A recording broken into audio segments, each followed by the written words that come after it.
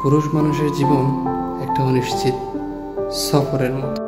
তার জীবনের গতির কোনো স্থির থাকে না, ঠিক যেন একটা বাঁকানো নদীর মতো বয়ে চলে অজানা গন্তব্যের দিকে।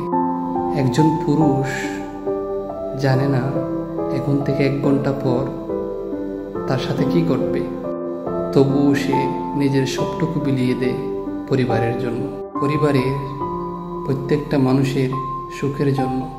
নিজের ইচ্ছা, স্বপ্ন, আরাম লাগা, খারাপ লাগা, ভালো লাগা সবকিছুকে ত্যাগ করে। জীবনের প্রতিটি ধাপে তাকে লড়াই করতে হয়, কখনো নিজের সঙ্গে, কখনো সমাজের সঙ্গে, কিন্তু এই লড়াইয়ের কথা কেউ শোনে না। ব্যর্থতার যন্ত্রণা তাকে গ্রাস করে দিন রাত। একজন পুরুষ যখন সফল হয় সবাই তার প্রশংসায় পঞ্চমুখ থাকে, আর যখন ব্যর্থ হয় তখন তার পাশে কেউ থাকে না। আর এই সব কিছুর জন্য দায়ী কে? মেশিন প্রিন্ট করা ওই ছোট্ট কাগজের টুকরোগুলো।